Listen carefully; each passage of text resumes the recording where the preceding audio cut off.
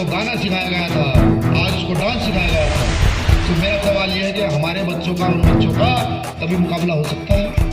क्या अमीर गरीब की कभी बराबरी हो पाएगी जीवन में? क्या हमारे दादा ने मजदूरी करी, हमारे पिता ने मजदूरी करी, हम मजदूरी कर रहे हैं, कल ये बच्चे भी मजदूरी करेंगे? क्या है इसका रास्ता? आरएसएस के लोग चीख चीख कर कहते हैं, बीजेपी के लोग चीख चीख कर कहते हैं एक देश एक भाषा, वो चीख चीख कर कहते हैं एक देश एक चुनाव।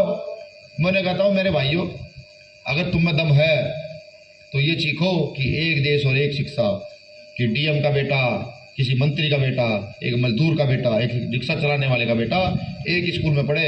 अगर इस देश में प्राइमरी स्कूल है तो उन सब के बच्चे इस देश के प्राइमरी स्कूल में पढ़े तो ताकत का पता लगा कौन ताकतवर इस देश में सबसे ज्यादा है। ये होगा कि शोषित वंचित वर्ग के लोगों की आबादी अगर इस देश में देखी जाए तो वो 90% है। बीजेपी के अंधभक्त बने बैठे हैं।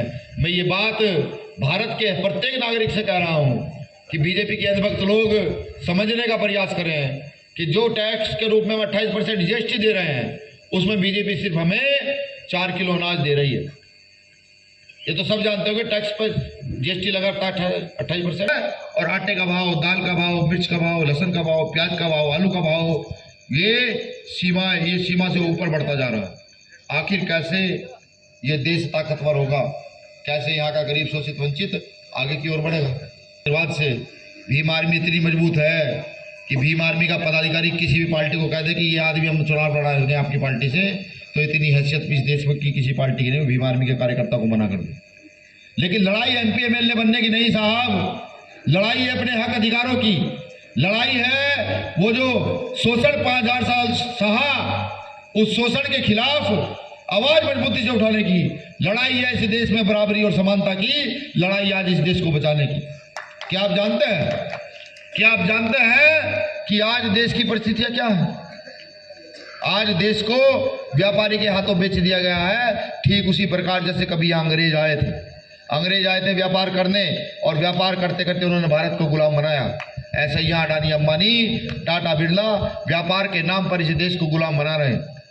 उदाहरण भी दूंगा, आपने देखा होगा कुछ साल पहले जियो का सिम चला था। जियो का सिम चला था 2 साल फ्री उन्होंने जियो का सिम रखा।